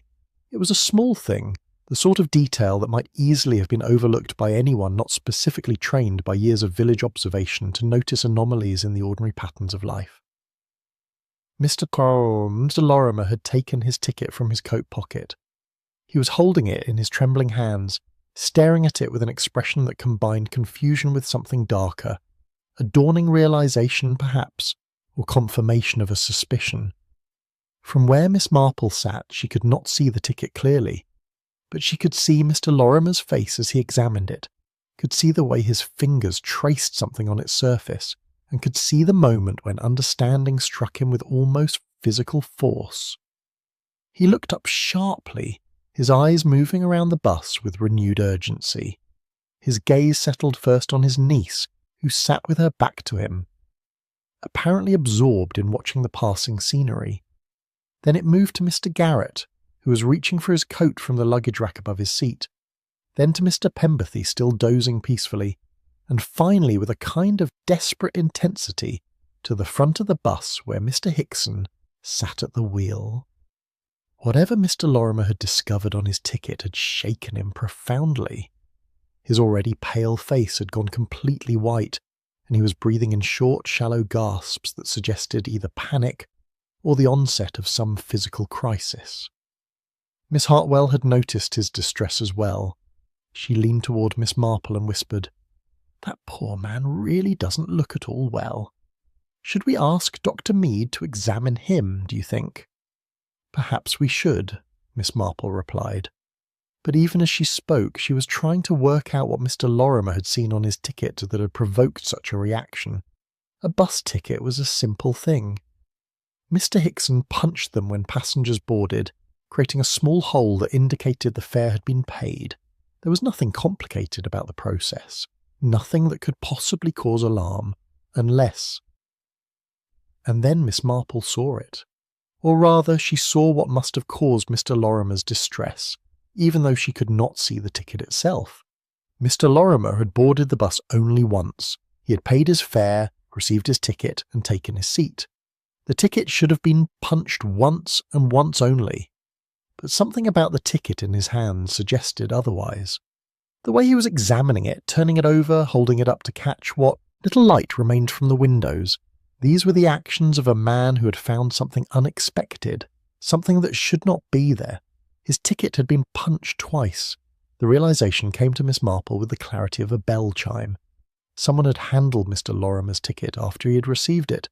Someone had taken it from his possession, perhaps during the confusion of the sharp turn, or during the stop when Mr. Hickson was outside examining the engine, and had punched it a second time before returning it.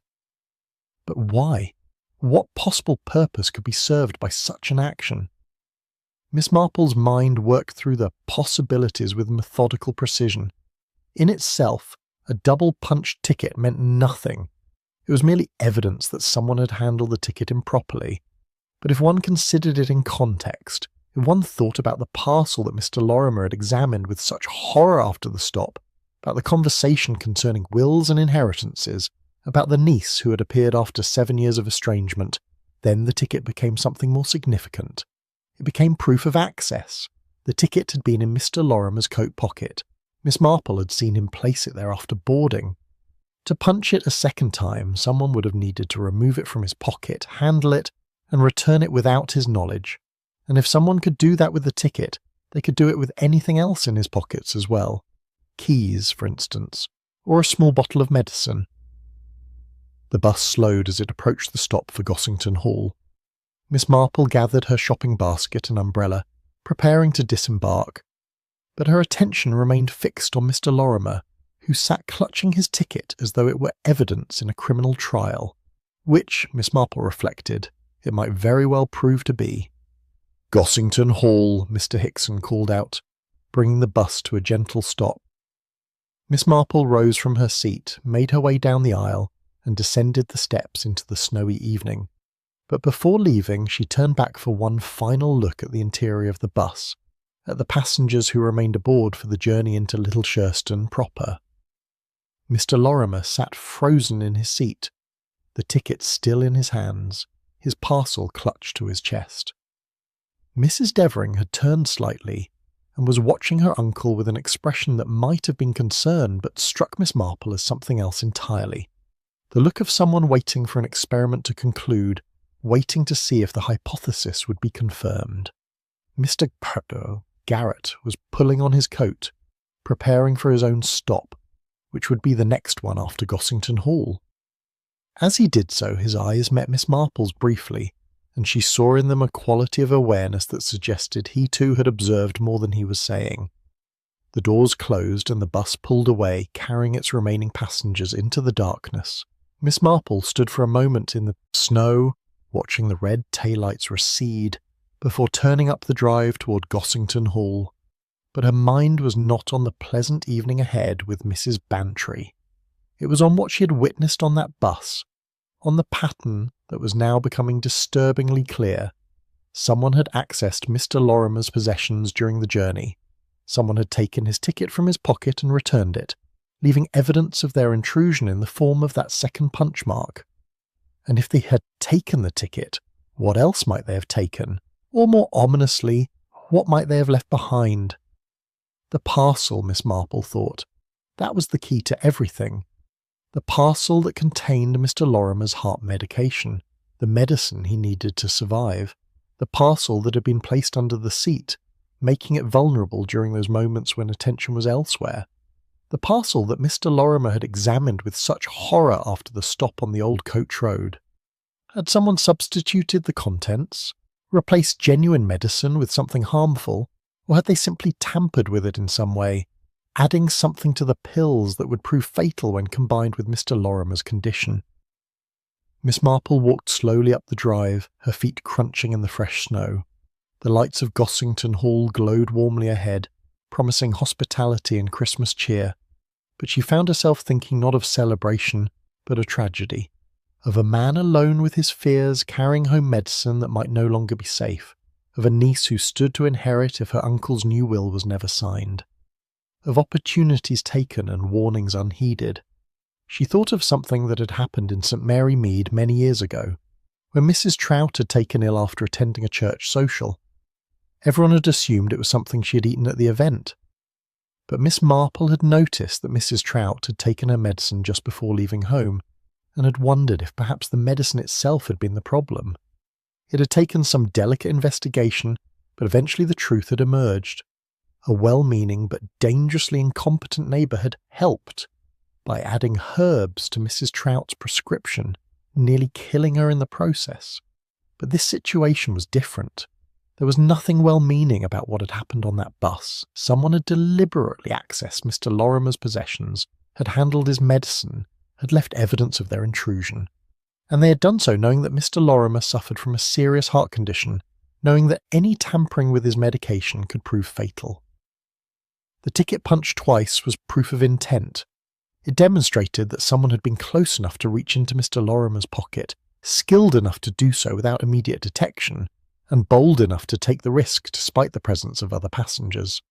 Miss Marple reached the front door of Gossington Hall and paused before ringing the bell. She was faced with a dilemma. She had observed what appeared to be a crime in preparation, possibly even in commission. But what exactly had she seen? A conversation about a will, a parcel placed under a seat, a ticket punched twice, a man's growing distress. None of it taken individually constituted proof of criminal intent, and yet taken together it formed a pattern that Miss Marple had seen before, the pattern of a murder, planned and executed with the cold calculation of someone who believed they could commit the perfect crime in plain sight, witnessed by a bus full of passengers who would see nothing amiss. She pressed the bell and waited, her mind already working through what she would need to do. She would need to find a way to contact Mr. Lorimer, to warn him of the danger she suspected. But would he listen? And more importantly, would a warning be enough? Or had the crime already been committed during that Christmas Eve bus ride? The door opened, and Mrs. Bantry's butler stood framed in the warm light from within. "Good evening, Miss Marple. Mrs. Bantry is expecting you in the drawing-room." "Thank you, Simmons." Miss Marple stepped inside, but her thoughts remained outside in the snowy darkness, following that bus as it continued its journey into Little Shurston. Chapter 9. A Return Journey Alone. Miss Marple had spent a pleasant evening at Gossington Hall, or as pleasant as an evening could be when one's mind was preoccupied with darker matters. Mrs. Bantry had been her usual effusive self, the other guests had been agreeable, and the refreshments had been excellent. But throughout the dinner and conversation, Miss Marple had found herself thinking of Mr. Lorimer and that bus journey, of the ticket punched twice and the parcel examined with such horror. She had excused herself early, claiming fatigue from the journey, and Mrs. Bantry had kindly arranged for Colonel Bantry to drive her back to St. Mary Mead in his motor car. The snow had stopped falling, leaving the countryside blanketed in white beneath a clear cold sky scattered with stars. As they drove through Little Shurston, Miss Marple found herself looking out the window with unusual attention, as though she might catch some glimpse of Mr. Lorimer, or learn something from the darkened houses and quiet streets. But there was nothing to see, only the ordinary peace of a village on Christmas Eve, lights glowing in windows, smoke rising from chimneys, the world preparing for the great celebration of the morrow. Colonel Bantry had deposited her at her cottage shortly before 10 o'clock, and Miss Marple had gone inside, made herself a cup of tea, and settled into her chair by the fire to think. It was a ritual she had performed countless times over the years when confronted with some puzzle or problem that required unravelling. The familiar surroundings, the warmth of the fire, the quiet of her own home, these things helped her mind work through complexities and see patterns that might otherwise remain hidden. She was still sitting there at 11:30 when she heard the sound that would confirm her worst fears, the wail of an ambulance siren cutting through the Christmas Eve silence, growing louder as it passed through St. Mary Mead on its way to Little Shurston, then fading into the distance. Miss Marple set down her teacup with a hand that was not quite steady. She did not know for certain that the ambulance was going to Mr. Lorimer's house, but she knew it with the kind of certainty that came from observation and experience and a lifetime of understanding human nature in all its darker aspects. She sat by the fire until nearly 1 o'clock in the morning, unable to sleep, unable to stop thinking about what she had witnessed on that bus. Finally, she retired to bed, but sleep eluded her. She lay awake listening to the grandfather clock in the hallway mark the slow passage of hours. And when dawn finally came on Christmas morning, she rose unrested but resolved. She would need to learn what had happened to Mr. Lorimer. And if her suspicions proved correct, she would need to ensure that justice was served. The answer came sooner than she had expected. Dr. Haydock, who had been called out during the night, stopped by her cottage shortly after. 9 o'clock on Christmas morning. He looked tired and troubled, and Miss Marple knew before he spoke what news he brought. "Terrible thing," he said, accepting the cup of tea she pressed upon him. "Mr. Lorimer, the solicitor who took the house on Paddock Lane 3 years ago, died last night. Found by his housekeeper when she came in to prepare his breakfast this morning. She'd been at her sister's for Christmas Eve, you see, so she wasn't there during the evening. How dreadful, Miss Marple said quietly. What was the cause, Doctor? That's the odd thing. At first glance, it appeared to be his heart. He had a serious condition, was on medication for it. But something didn't sit right with me. The symptoms weren't quite what I would have expected from a simple cardiac event. I've recommended a post-mortem examination. Very wise, Miss Marple said. Had he taken his medication yesterday? Dr. Haydock looked at her with surprise. As a matter of fact, that's one of the things that troubled me.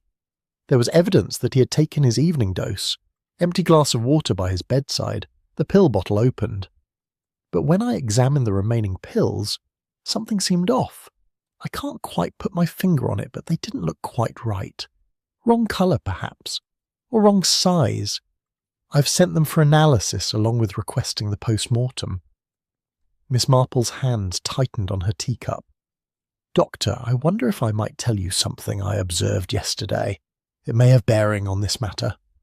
She recounted what she had witnessed on the bus, the tension between Mr. Lorimer and his niece, the parcel placed beneath the seat, the stop during the detour, the ticket punched twice, and Mr. Lorimer's growing distress as the journey progressed.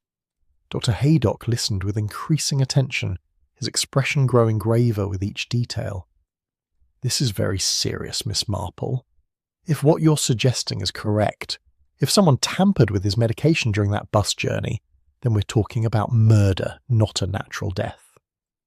I'm afraid that's exactly what I'm suggesting, Doctor, though I'm not certain how it was accomplished. The parcel appeared undisturbed when Mr. Lorimer examined it.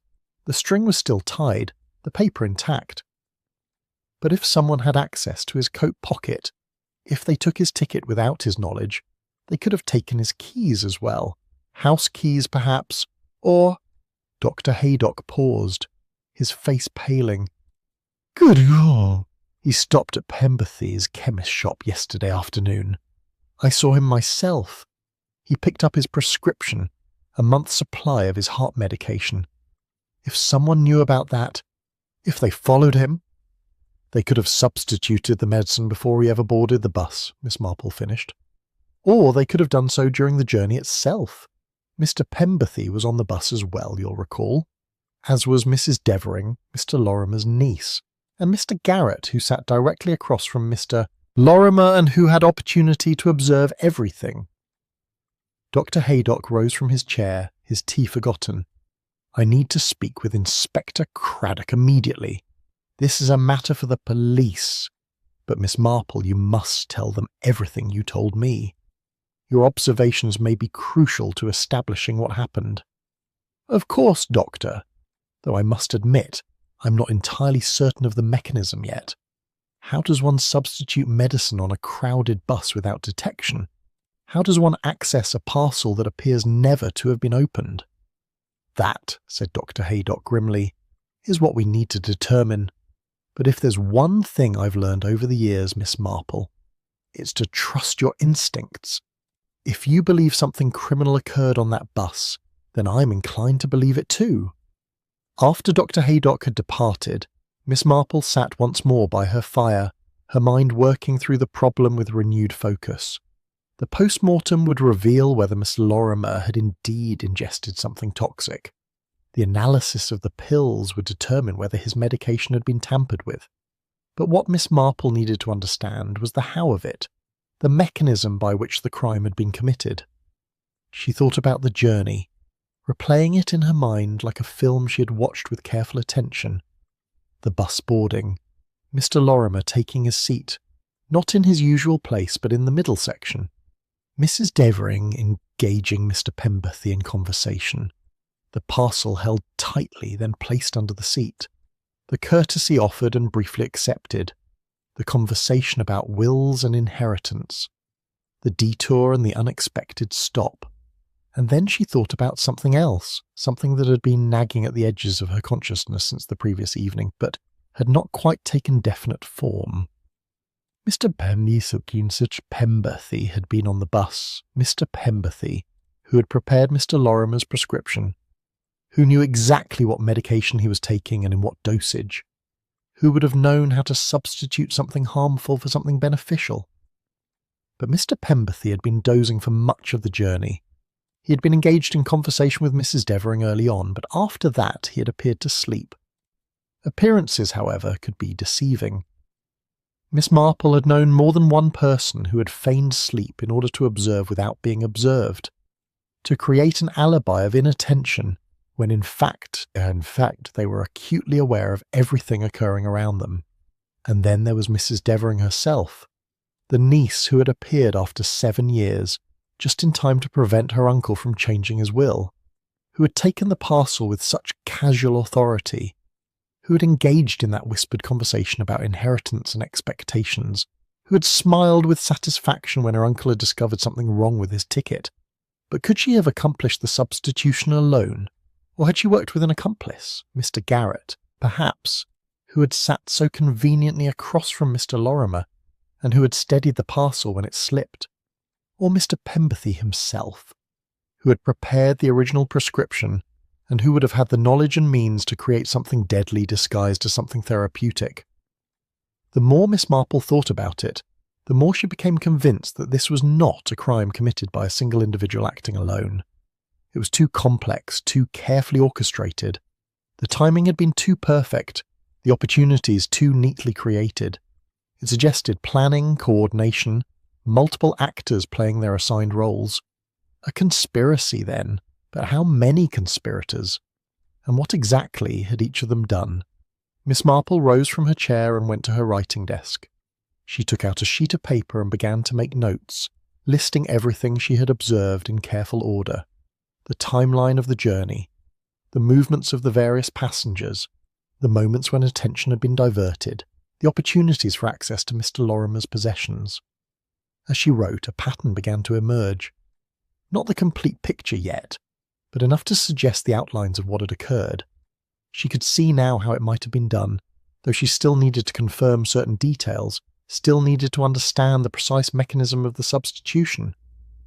But she was getting closer, and when Inspector Craddock arrived, as she was certain he would, she would be ready to share not just her observations, but her theory of how Mr. Lorimer had been murdered on a crowded bus on Christmas Eve, witnessed by a dozen passengers who had seen everything and understood nothing. The snow lay white and peaceful outside her cottage window. Inside, Miss Marple continued to work, her mind sharp and focused, seeking justice for a man who had died alone on Christmas Eve, victim of a crime that had been planned and executed with cold precision while travelling through the snowy countryside on the last bus before Christmas. Chapter 10. What the bus carried with it. Inspector Craddock arrived at Miss Marple's cottage on the morning of December the 26th, Boxing Day. The young inspector, who had worked with Miss Marple on previous cases and had learned to respect her remarkable powers of observation, looked tired but determined as he settled into the chair she offered him. "Dr. Haydock was quite right to contact me immediately," he said, accepting the tea she poured for him. "The post-mortem results came through this morning. Mr. Lorimer died from ingesting a toxic substance, digitalis, in a concentration far exceeding any therapeutic dose. Combined with his existing heart medication, it was fatal within hours." "And the pills from his prescription bottle?" Miss Marple asked. "Analysed as well. Someone had substituted approximately half of his legitimate medication with pills containing a lethal concentration of digitalis. The substituted pills were coloured and shaped to match the originals. Quite professional work, actually.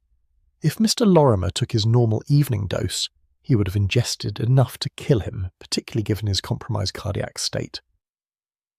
Miss Marple nodded slowly. "So the question becomes when and how the substitution was made." "Exactly. Dr. Haydock told me about your observations on the bus yesterday. I've spent this morning interviewing the other passengers. Miss Marple, I wonder if you'd walk me through your theory of what occurred.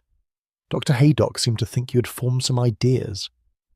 Miss Marple set down her teacup and folded her hands in her lap. "Inspector, I believe the answer lies in understanding not just what happened, but what people assumed couldn't happen. You see, everyone on that bus, including Mr. Lorimer himself, assumed that a substitution couldn't take place in public. that a parcel wrapped and tied couldn't be opened and resealed undetected, that possessions kept close couldn't be accessed without knowledge, but all of those assumptions proved false. "Go on," Craddock said, leaning forward. "The key to understanding this crime is the bus depot. I visited it yesterday morning before you arrived. The old coach road where our detour took us passes directly by the maintenance yard. When our bus stopped for Mr. Hickson to examine the engine, we were not on an empty road. We were quite close to the depot itself." Craddock's eyes widened. "You think someone got off the bus during that stop?" "Not off the bus, Inspector. Onto it. You see, Mr. Hickson's stop was not caused by any mechanical problem. It was arranged. The broken water main, the roadworks. I took the liberty of telephoning the local council this morning. There were no roadworks scheduled on the main approach to Little Shurston yesterday. No broken water main reported. Then Hickson was in on it. I believe so, though proving it may be difficult. The stop created a crucial opportunity. While passengers assumed the driver was outside checking the engine, someone else used that moment to board the bus through the rear emergency door, which I noticed was slightly ajar when we resumed our journey. But who? And how did they know which parcel to target?" Miss Marple's expression grew grave. "That's where Mrs. Devering's role becomes clear. She knew her uncle had picked up his prescription from Mr. Pemberthy's shop. She knew it would be in a parcel, and she had examined that parcel when she helpfully took it from him, testing its weight, feeling its shape through the paper, confirming the contents. But the parcel appeared undisturbed when Lorimer examined it. Because it was undisturbed, Inspector. The substitution had already been made before Mr. Lorimer ever boarded the bus." Craddock stared at her. "But he picked up the prescription from Pemberthy's shop only an hour before boarding. Are you suggesting?" "I'm suggesting that Mr. Pemberthy himself made the substitution. It would have been simplicity itself for him. He prepared the prescription legitimately, then replaced half the pills with the toxic ones before wrapping the parcel. Mr. Lorimer would never have suspected. Why would he? He trusted his chemist. Good God! But what motive would Pemberthy have? Money, I suspect. Mrs. Devering would inherit substantially when her uncle died. He had made that clear in their conversation about the will. She needed him dead before he could execute his plan to leave everything to charity. But she needed it to look natural, or at least untraceable to her. So she recruited Mr. Pemberthy, promising him a share of the inheritance in exchange for his expertise. "But the ticket," Craddock protested. "You said Lorimer's ticket had been punched twice. What was the purpose of that?" "That was the genius of their plan, Inspector. The ticket proved access. You see, during that moment of confusion when the bus took the sharp turn, the turn that was also arranged, I suspect, by our cooperative driver, Mrs. Devering reached into her uncle's coat pocket. She took his ticket, punched it a second time to create evidence of her access, and returned it. The message was clear. If she could take the ticket, she could have taken anything else. Keys, medicine, whatever she wanted. But why leave evidence of tampering at all?" Miss Marple smiled thinly. "Psychology, Inspector. If Mr. Lorimer discovered the double punch, which he did, he would assume the substitution had been made on the bus during the journey. He would think back to the moments when the parcel was out of his immediate control, when it was under the seat during the detour, when Mrs. Devering briefly held it. He would never think to question whether the substitution had been made earlier, before he even boarded. The ticket was misdirection." "Brilliant," Craddock said softly. "Diabolical, but brilliant. But you mentioned someone boarding during the stop at the depot. If the substitution was already complete, what was their purpose?" "Confirmation, I believe. Mr. Garrett, who I suspect was also part of the conspiracy, needed to ensure the parcel was indeed the one containing the medicine. He had steadied it when it nearly fell, testing its weight. During the stop, I believe someone came aboard briefly, perhaps retrieved something from Garrett, or passed him information. It would have taken only seconds, and everyone was distracted by the unusual stop, by Mr. Hickson's supposed engine trouble." Craddock was making rapid notes. We'll need to question all three of them, Pemberthy, Devering and Garrett, and Hickson the bus driver. If we can break one of them, I believe you'll find Mrs. Devering is the weakest link, Miss Marple said. She's clever, but she made a crucial error yesterday. After we arrived at our destinations, Mr. Lorimer went home and examined his medicine more carefully. He must have noticed something, perhaps the colour was slightly off, or the size not quite right. He telephoned Mr. Pemberthy to inquire about it. How do you know this?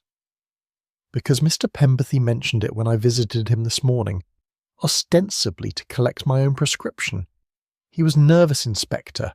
He said Mr. Lorimer had called questioning his medication, and that he, Pemberthy, had assured him everything was correct and urged him to take his evening dose as prescribed. That telephone call sealed Mr. Lorimer's fate. Even though he had suspicions, he trusted the professional reassurance of his chemist. And Mrs. Devering's error? She was seen at the bus depot yesterday evening, Inspector. I made inquiries this morning. She went there shortly after the buses had stopped running for Christmas, claiming she had left something on the bus. The clerk thought nothing of it at the time, but it suggests she was nervous about evidence, perhaps worried that something had been left behind during that stop on the old coach road. Craddock stood, his face set with determination. I'll bring them all in for questioning. With your testimony about what occurred on the bus, combined with the forensic evidence, we should be able to build a case. But Miss Marple, there's one thing I don't understand. If you suspected all this yesterday, why didn't you try to warn Lorimer? Miss Marple's face showed genuine regret. I tried, Inspector. I telephoned his house from Gossington Hall after dinner, but there was no answer. His housekeeper was away, and he had already taken his medicine by then. By the time de Haydock heard the ambulance, it was far too late. There was a moment of silence, broken only by the ticking of this grandfather clock in the hallway. People feel safest in public places, Miss Marple said quietly, echoing the thought she had formed on the bus. That's why they notice so little. A conversation on a bus seems innocuous. A moment of courtesy appears harmless. Professional providing reassurance is trusted without question, but all of these ordinary moments can conceal extraordinary malice. You've seen it before, Craddock observed. It was not a question. Many times, Inspector, human nature doesn't change, regardless of the setting. The desire for money, the willingness to commit murder to obtain it, the careful planning to avoid detection, these are as old as civilization itself. What varies is only the method, the opportunity. Yesterday the method was a bus journey on Christmas Eve. Tomorrow it will be something else. But the fundamental pattern remains the same. Craddock gathered his notes and prepared to leave. I'll keep you informed of developments. And Miss Marple, thank you. Without your observations, this would likely have been dismissed as natural causes.